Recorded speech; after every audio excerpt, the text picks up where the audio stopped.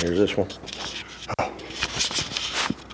And we're also taping this class, so sometime next week you can go online to Forsyth, Forsyth B? Forsyth B on Facebook, and you can pull it up. There you go. All righty.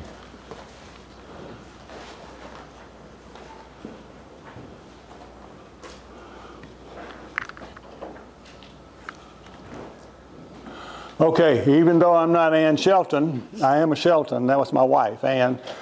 She normally does this part of the program, but this morning she's at the market earning us a little money selling honey. So rather than normally each year we would skip this both and just not be at the market, but we decided this year we would let her do that with one of the grandkids, so that way we still get a little income coming in. Ann has been doing it, golly, for 14 or 15 years, so I hope I do this part of sex education. It's basically what it is, as good as Ann would do it. Of course, as we know, the queen lays all the eggs for the colony. The queen pheromones is what maintains the colony in order, so they know they've got a queen and everything is good. And of course, the queen can control the sex of her offspring. And that's what we're going to get into today. Before we are talking about and teaching you how to graph, we want to give you the basics behind the queen and her drones and why all of this makes a difference.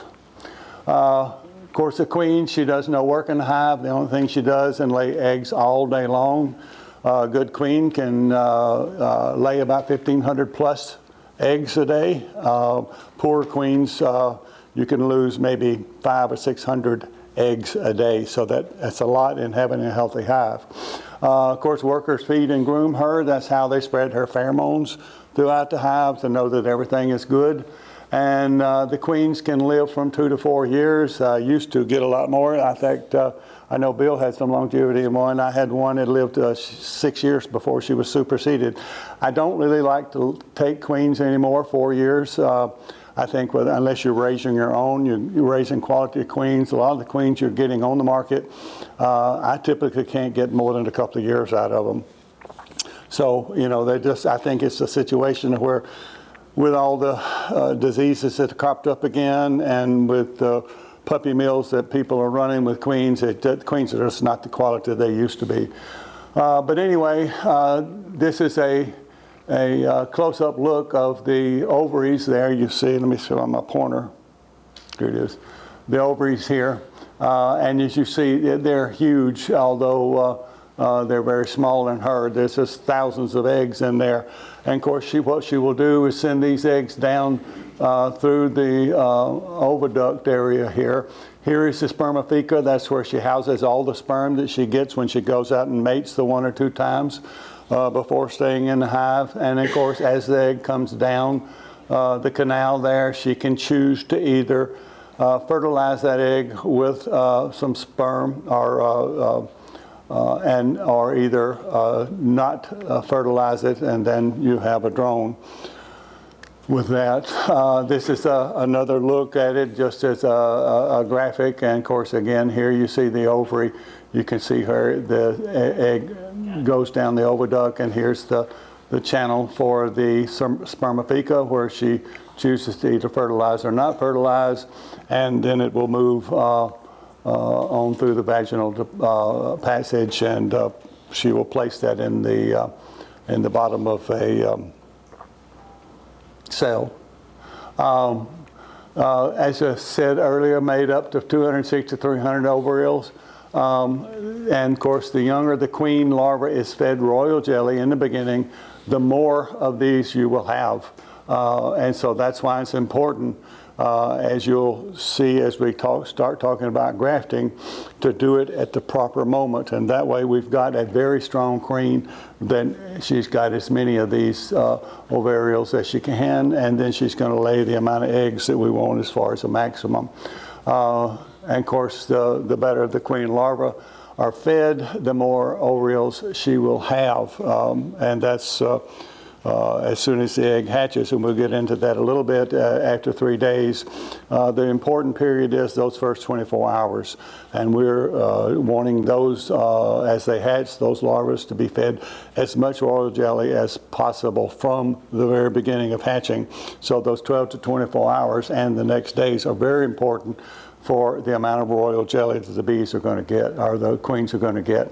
And here you can see the difference, as I talked about it a while ago. There's a big difference between the 1300 and 1875 based on whether you're raising a quality queen or a not so quality queen, based on the grafting that you're doing and the royal jelly that is involved. That's quite a lot of eggs you're going to pass up in keeping a healthy hive or strong hive. The stronger the hive, the more honey you're going to bring in, the more bees you can grow if you're doing that as well. So very important when raising queens.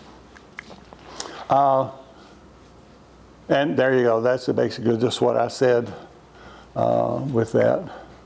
And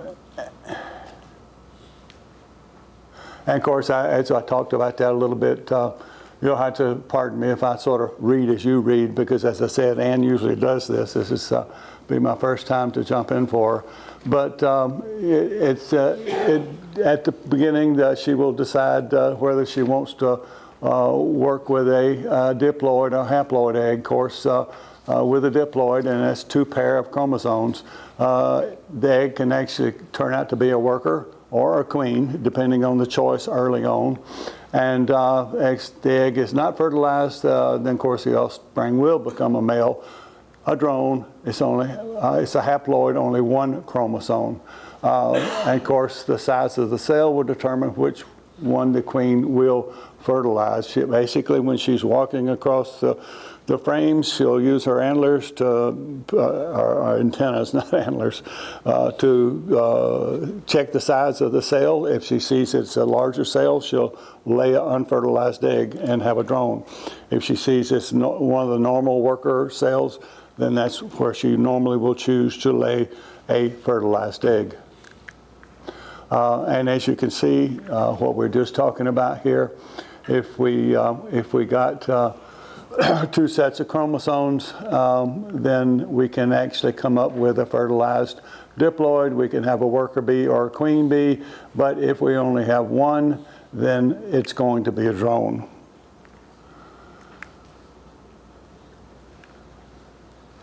And of course, the female honeybees that we're talking about possess the 2 sets of chromosomes. Male bees only possess 1. And all the drone sperm are exactly the same.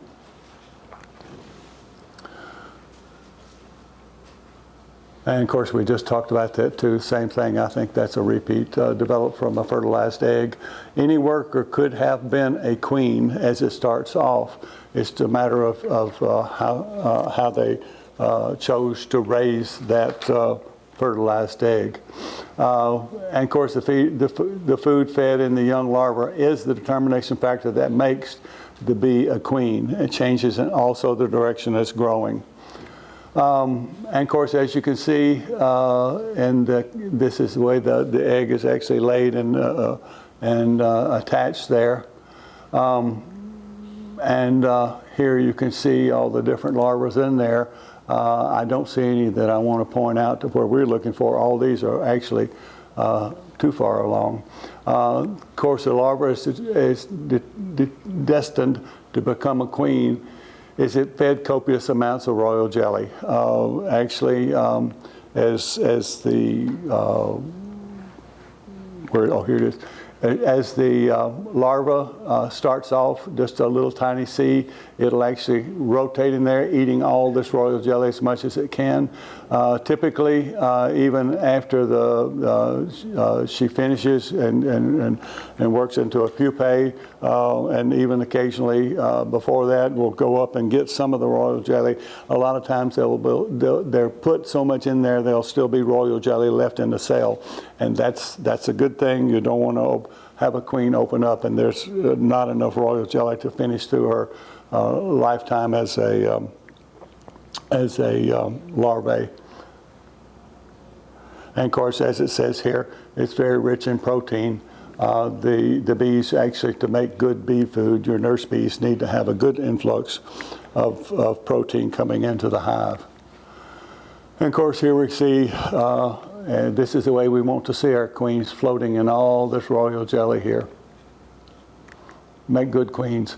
There's what I was talking about a little earlier, as she may continue to work up there and eat this royal jelly that's in there. A lot of times, if you'll look into a queen cell, once it's already open, there'll be a tad still left in here, and that is a good indication that we have grown a good queen. Of course, workers are also fed royal jelly, but only for the first few days. And then, of course, after that, they're fed a weakened solution. It actually has a less sugar content as well as some other things. And the difference basically between a queen and a worker bee, as they start off the same DNA, one is overfed with real good product of food.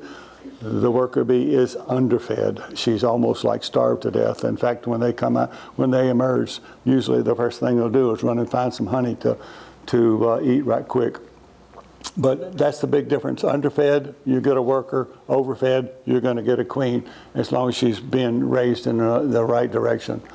And of course, during emergency, queens replacements at a 2 to 3 day old larva originally are not going to be good worker queens. We want are good laying queens. We want to try to find the larvae, and it's not much bigger than a normal egg. We want to get them between the 12 and 24-hour period after the egg actually hatches. So it's very delicate working with such a small larvae, because, as I said, it's not much bigger than the egg, other than it has a little C shape to it. And of course, the smaller queens have fewer ovals, as we mentioned earlier, and again, you're going to get fewer eggs with that. And as I mentioned there, this is what we want to do, is try to find our larvae with a 12 to 24-hour old to graft. Yes, you'll still have a queen if you're grafting with a 48-hour, or maybe a 2-day or 3-day old. You'll have a queen being raised, but her quality will be, with every day that goes past, will probably be cut in half almost. So it's very important to work with that first 24 hours to get a good quality queen, and not be disappointed with one that's not laying well. And of course, raising queens using emergency queen cells runs a risk of inferior queens. A lot of time when I say emergency queen cells, whenever the bees realize, okay, we need a queen, they might choose a larvae that is too old, and therefore you're going to raise an inferior queen. Typically, if you're looking at a bunch of queen cells and you make a queen cell split, it's best if you'll look on the frame, you'll probably see some that might be capped, some that aren't capped. Best thing to do is to remove the ones that are capped, because those are larvae that was chosen at an older age. The ones that are uncapped will be the larvae that was chosen just right. So remove your capped ones after a few days, and then the ones that are uncapped are going to raise you the better queens if you're doing a split. As I said, poor queens and quality performance. Of course, natural queen rearing occurs when the colony is preparing to swarm, and old queen is superseded. In this situation, they, when a colony is getting into a swarm condition, they actually elect, I guess is a good enough word, elect worker bees to be scouts. These scouts control the swarm 100%. They will go ahead and say, okay guys, we're going to swarm, all the communication in there. They'll choose the right size larva normally, because they're a 12 to 24 hour, because this is a plan. It's not something they're having to do emergency. So that's why swarm cells are usually the best queen cells you're ever going to have. They have planned it out and chosen the right ones. If you're in a supersedure, that can also be a good situation. They realize they got a bad queen, so they select the right size larva. Let's say you mauled your queen and killed her when you were in an inspection. That's an emergency situation. And all of a sudden they say, gosh, we don't have a queen. They'll start selecting larvae about any age. Unfortunately, you're going to get a bad older larva, and you're going to have a lesser quality queen. Of course, when a colony is preparing to swarm, there's natural flow of nectar and pollen. That is very, very important while you're raising queens. You have a good flow of food coming in, both nectar and pollen. And of course, the population is rapidly increasing. You've got an overabundance of young workers, and that's also necessary to raise a good quality queen, because then you know they're going to get fed very well. And of course, as you see, here's the laid egg in a natural queen cell cup. It's usually standing on its end once it's over a few hours old. And when these eggs hatch, they are immediately fed lavish amounts of royal jelly. And of course, you want to make sure that this is always a situation and never a time where they don't have it. When the larva is from 5 to 6 days old, the cell will be fully formed, provisioned, and sealed. After the cell is sealed, of course, the larva spins in the royal jelly until it reaches a certain age. Then it will start preparing a cocoon, and then be in the lower portion of the cell, and that's where sometimes you'll still see some royal jelly up here that the queen does not use. Of course, during the time of the larvae will form, we'll go back up sometimes to eat a little bit. Once she goes into a pupae stage, then of course that ends. And at all times, if you're handling queen cells, they must be handled really careful, especially if you're you're buying queen cells or raising queens, putting your queen cells in to have them emerge. Temperature control is very, very important in say 92, 93 degrees. Handling is very important, and the position you keep them in is very important. So even though you have started off with a very good quality queen, it's very easy to damage or even kill that queen, and she will never emerge. So handling is very, very important, as we will stress a little later on about raising queens. Of course, the queen remains as a pupa stage for 6 to 7 days old, and after that, then she will start building her cocoon and go through several stages of a pupae. Of course, during the time the adult slowly takes form. As you can see, she's already entered into the pupae stage, and then here's the second. Usually about 3 different stages. This is getting very close to the end. Here's the guideline that you can look at, and guys, this is very accurate. It's 16 days from the day the egg is laid. And if you wait 17 and you got a bunch of queen cells in there, you're in trouble. This is very accurate. You want to keep very good notes and stay exactly to this pattern of days in order to raise your queens. Of course, as you can see, it varies different from the workers and the drones, but queens, it's pretty much exact.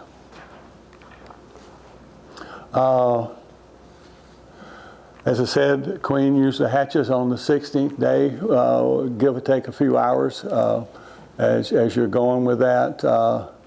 And of course, the queen also comes out a little hungry. She searches for something to eat. And of course, after a quick snack, she sets off to destroy any others that may be in the hive. If say you're raising a whole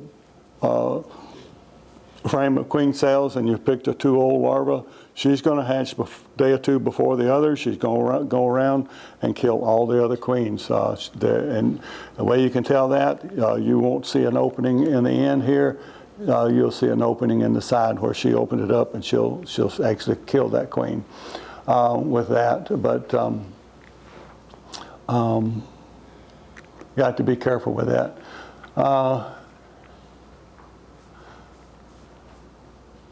As I just said, I got a little ahead of it on that. In our program in 2009, that actually happened. We didn't check real careful that all the year before last too. Yeah, last year we had a problem with that too. We didn't lose as many, but yes, if we don't check the larvae that you are grafting, and one might be a day or two old, that's all it takes. A day old, and she comes out a day before all the others, and she'll wipe them out, and then that way all our efforts will be for naught. So very important to work with that. Of course, queen cells may be moved into other colonies about the 15th day or 10 days after grafting. And of course, we will be moving ours after 8 days of grafting with that, which is now gives you a couple of days at the end. So we've got 3 days for the egg. We've got a day in the larvae state, and so that gives us 4. So we're looking at 12 days that we're going to walk away with your queen cells. Of course, when the queen first emerges, she will be small and not sexually mature. Typically, she'll walk around the hive for, say, about a week, 6 to 10 days, get familiarized, and then she'll fly out and to get mated. And of course, after she reaches sexual maturity, as I said, she will take her mating flight or flights. Typically, when a queen flies out, if she can get well mated the first time, then she only does the one flight. If she feels like she doesn't have enough variety of drone sperm, then she will fly out a second time. And typically she wants to mate with 20 plus drones. The more that she mates with, then the better it's going to be with that. And of course, when she is mated, she will return to the hive, and she will not usually fly out again to be mated. She has everything she needs for her lifetime, and then after about 7 days, she will begin to start laying eggs within that, and it's pretty quick. I mean, the queen, she doesn't go to the maximum 1,800 eggs in the first week. Typically, a queen takes about 5 months to become really mature, where she's getting her largest amount of egg production. That's why it's always good to replace your queens in July. That way, when you get into spring, you're getting her into her maximum potential. And of course, the drones play a big, important part of it, even though they don't live very long. Of course, the drones, they develop in a larger cell, as you can see, and they will only be rearing drones when they feel like they need drones, which typically is during, I'm out in your way. Can you see okay? I can see. Okay. I am not worried about you. But typically they'll be raising drones around here, can start as early as February or so, runs through August, September. I've actually seen them in there in October, but it basically determines when they get to the point they say, okay, we're not going to need any more mated queens. We're okay to get through the winter, then they will kick out the drones and get rid of them. Drones don't live very long anyway. It takes them, well, I think I'll get, there's another slide later on. They actually takes them about 2 or 3 weeks to get sexually matured, so they'll fly out and work in the DCAs. But shortly after that, they don't live very long, maybe 4 to 5 weeks, and so their lifespan is pretty short. And their only purpose is just to mate with the queen. They do nothing else in the hive. 24 days to develop from an egg. It takes about 12 days for the drones to, as I said, be sexually mature. At that point, then they will fly out and begin to work with the DCAs. As you can see, there's one drone that was on the organ donor list and got to share its innards with us. As you can see, there's the testicles. And this is actually not a mature drone with the seminal, I never say that, vesticules, which are here. As they develop, they will move the sperm down into these canals and get it ready. I think a little later on there's another one that will show it, other developed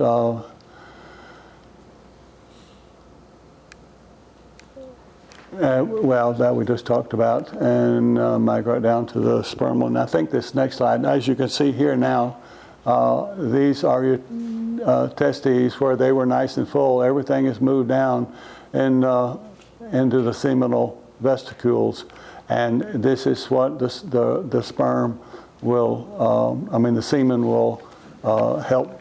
It's like a vehicle or a liquid vehicle to deliver the sperm in the application of mating. And once mature, the drone flies out to what's called a DCA. That's a drone congregation area. They usually fly less than 1 mile of the hive, but it can be quite a much longer distance, depending on the situation and the way they are developed as far as DCAs. They usually work between 12 and 4 p.m. in the afternoon. And of course the temperatures and wind makes a big difference. Neither the drones nor the queen does a good flying job with windy, so you have to have some good conditions for them to do that. And of course it may have as many as 10,000 drones from a multitude of colonies, and that's what you want. The bigger mix of different colonies are better with the DCA than just having a few colonies. And of course it can range anywhere from 30 to 130 feet in the air and 90 to 600 feet wide. That's quite a large area for a lot of drones. With that, after mating, the endophallus of the drone breaks off and stays in the queen. This is what's called the mating sign. And of course the mating process does kill the drone. You might have seen this as you have young queens come back into the hive. Usually the last drone that mates with the queen, the endophallus remains there. And so she returns to the hive, and if you ever saw a queen walking around with, you can actually see that endophallus hanging from her, and the bees back in the hive will remove that last endophallus. And I think it says a little later on how it comes away. Let's go. It said, each drone that successfully mates with the queen leaves the endophallus mating sign in the queen. The next drone, and it's actually like a sign, okay, there's a queen, she's in the mating process, let's go. So it's actually a sign for the drones to say, okay, there's a queen, we need to go do that. It helps them to identify the queen that is that's there, and of course each drone will remove the endophallus and then insert his own endophallus. And of course, as soon as the drone, as you can see, this is the process here, and then you can see the large endophallus here, and then there's all the semen that will go through, and then there's the queen's area over here. But as soon as I think it says it's in a later slide, I don't know, I might be a little off on some of these slides, but as soon as the drone mates with the queen, and as soon as he inserts his endophallus, he falls over backwards and dies and plummets to the ground immediately. There's that mating sign I talked about. Sometimes you'll see the queen come back into the hive, and she might roam around, a little bit before some of the other worker bees will come and take this away for her. Those that die mating, he will of course be removed from the colony. That's what I talked about. In the fall, typically, or when the bees decide, okay, we don't need any more drones for mating, they will kick out all the drones, and they will actually starve to death. Amazing to me, and one of the amazing things about bees, each DCA is at the same place every year. But yet they kill all the drones and then raise new drones the next spring. How do they know where to go, where that DCA is every year? I mean, it's one of those amazing factors. A lot say it has to do with maybe trees or the earth or the way things are developed. I don't know. I think it's one of those questions I still wonder about. Good Lord did a good job making these bees. But of course, the colony will tolerate drones in the fall only if the queen is failing. So there's a lot of situations where they might, but typically you get into a situation of laying workers, and that's another topic altogether. And of course, when you're working with the stock that you want to raise queens from, you just don't want to go into any old hive and say, okay, I'm going to raise some queens. It's very important to make sure you got the genetics or the traits that you want in a perfect hive with the queens you're going to be mating with. So you need to do careful record keeping, timing, and patience, and attend to all the details in queen rearing. Of course, for stock in raising good queens, you want to make sure the stock is perfectly on the colony you're going to be working with.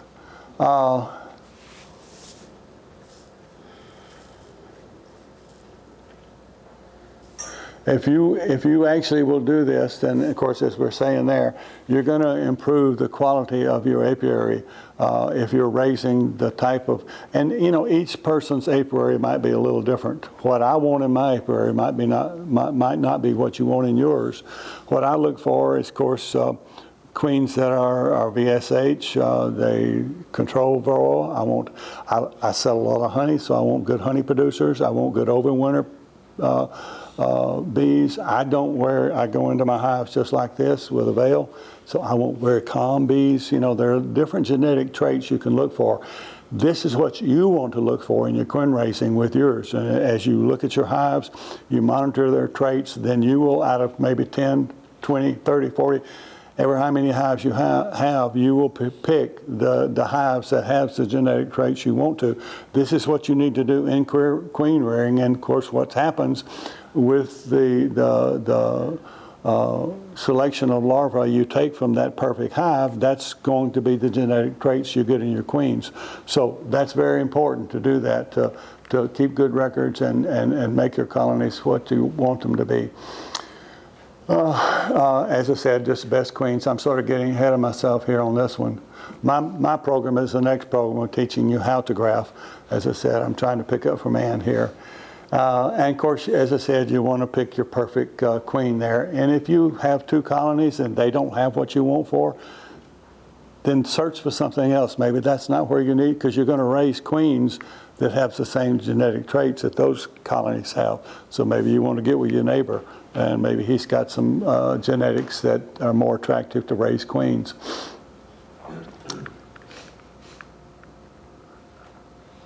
And of course, you're going to see an improvement with your queens right away as you move them into your apiary. You want to make sure you don't have inbreeding. And of course, the bees will recognize that. I think it's mentioned on a later slide. But if you only got a couple of hives, then it could be very, very easy to do as far as inbreeding and try to raise yard in an apiary with this just a couple of hives, unless you've got neighbors that have a lot of bees, and that's what you want. The more, when you're raising queens, the more hives you got around, the less chance you got of inbreeding, because inbreeding is not very good with bees. And of course, again, this is basically what I said earlier. You want to select from your best colonies. Good honey production, good wintering ability, good temperament, easy management. Those are all the things I just said that I like to work with my bees. And of course, you want low mite levels, disease resistant, that's the VSH. So these are all the things I'm looking for in bee, and you should do as well. And of course, hygienic behavior. You can do some hygienic testing like this. You can do that yourself if you want to really check the hygienics of the bees. But yes, that's going to say they got hygienic behavior, but not necessary towards varroa. So better to work with your hives that have a lower varroa count without treatment or before treatment, and then you're getting a good VSH hygienic behavior. Of course, good grooming behavior, because grooming can take away some of the mites. Doesn't get rid of a lot of them, but grooming can reduce maybe 10%, 5 or 10% of your mite population. And of course, this is very, very important to me. I do not want bees in my yard that swarm. I stopped chasing swarms probably 15 plus years ago because it seems like the more swarms I brought into my yard, the more swarms I had. I quit doing that, and I breed away from swarm potential. If I have a bee that's a queen that throws off swarms during the spring, that queen does not live in my yard. Today, I have very little to no swarms out of a lot of hives. So this is a genetic trait, and I would suggest, I know a lot of people love to chase swarms. It's free bees, but guys, you can get free bees too by raising your own queens and doing splits. You don't have to chase swarms, and you get this genetic out of your yard. Swarms are not fun. When your hive swarms, you're not going to be any grow any bees that year. You're not going to be able to get much honey. So, you know, that's a good trait. Color, I typically like Italian queen, because I like their queens are easy to see. I mark all my queens anyway, so I know how old they are. But even though I mark my queens, if I've got a Carnelian or a Caucasian, a dark queen, sometimes they're just very difficult to find. So color can make a difference in that, typically to make your queens easier to find. And there might some of the other things that you want to work with as well. And of course, you know, there are a lot of people now, and I love to see it. Bill and I probably, I don't know what, 10 plus years I've been working on VSH queens. Bill's my neighbor, so it really helps out. We have some shared DCAs and things like that. But the fact that you can raise colonies today with VSH queens and you have very little mite problems makes a big difference in your beekeeping. A lot of times I'll get into July now and I've got anywhere from 0 to 2 mites, something like that. A bad hive for me is maybe 10 mites, and I don't have many of those. But if you can get to, say, untreated for mites or other diseases, then that's a good trait to look for. And of course, you know, not fed or not given any special treatment. The bees basically are taking care of themselves. Again, these are genetic traits you want to look for in selecting and growing your queens. You want to, as I said, you've got to have very precise records. Breeder queens must be permanently marked, clipped wings or something like that.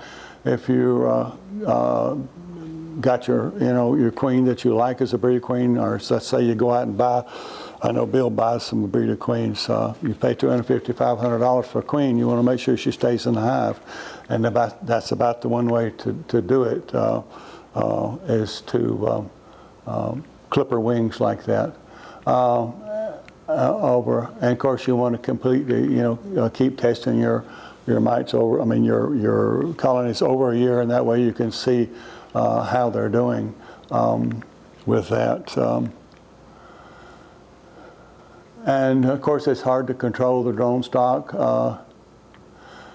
As I mentioned earlier, if you've just got a couple of hives and your neighbor you don't have any neighbors with a lot of bees, you just don't have enough drones out there to have a good, strong DCA. And that's very important. If you don't, you can build drone colonies. But if you've only got a couple of hives, that's going to be hard to do. You need to make sure you find a neighbor that you might could work with in making some drone, increasing your drone population. This will give you some idea of, how this is the 1 mile. I think this is the 2 mile. And, you're looking at a big area that your bees can work with as far as the DCA and going out and getting mated. So it's important to check around and see what the potential can be. That way you can avoid inbreeding when you're raising queens. Question? What's a good drone population? Like, how many hives or how many? If you've got less than 5 hives, you should be okay. If you're getting down in 1 and 2 hives and you don't have any neighbors that have bees, that could be a problem. So over 5 or whatever would be. Yeah, you should have enough genetic differences in your drones that if you've got 5 hives, you should be fine. But if you're just running with 1 or 2, yeah, you need to check with your neighbors or see if you can build drone population if you're working with a club. A lot of people put these green drone frames in, and you can, as you put those into several hives, 1 per hive, you can actually, when you're getting to raise queens, you can pull those out and put them in a drone, what's called a drone hive. All of them are drone frames.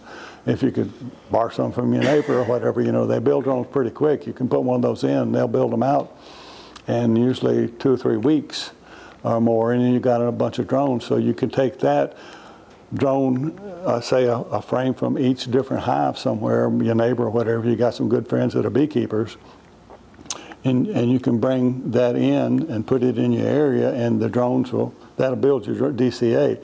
But just as we're selecting queens with good quality, you have to select drones with quality. That's 50% of it. So, you've got an excellent queen, and I'll be right with you.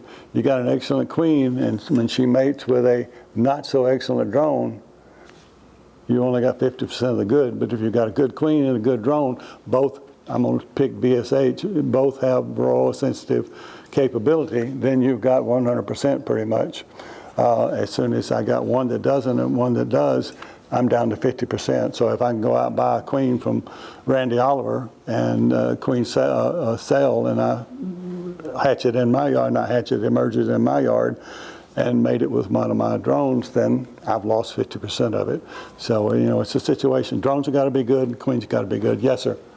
I believe it was Larry Connor who does a lot of work in the queenery. I think he said you have to have 15,000 drones per DCA in order to have. Yeah. At least, as we looked at our earlier slide, we suggested at least 10,000. Is what we suggested on our drones. Yeah, the more you got, the better it's going to be, and the diversity of the selection is better. So anyway, that gives you an idea of what we're looking at. And so there you go. That's pretty much what we're just talking about there. Easier to control the queen stock than it is their own stock.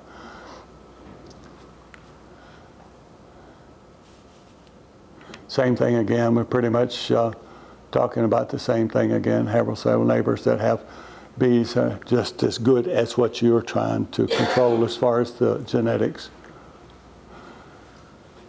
And there's the drone mother colonies I was talking about. If you can take the drone frames from several different colonies, put them into one colony and in an area, that'll give you a better influx.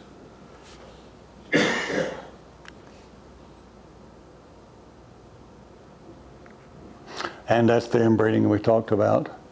And of course, there's a situation. I used to buy a lot of queens from Florida, but I don't like to buy queens from Florida anymore because they, that's very close to Africanized bees, and I pick up everything I've got from them. I pick up swarm traits from them because that's the one thing Africanized bees like to do is swarm quite a lot.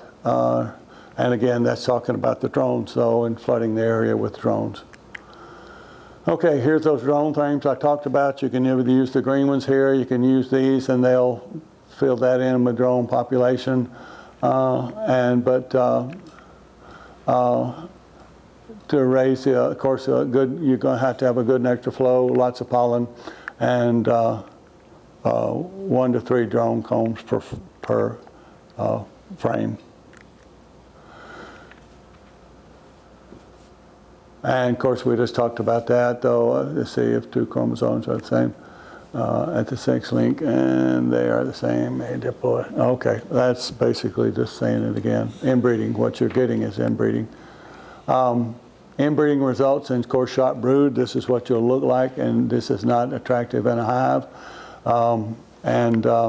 So the bees actually will recognize this themselves, and they will not allow normally that larvae to actually pupate, and they'll usually take it out.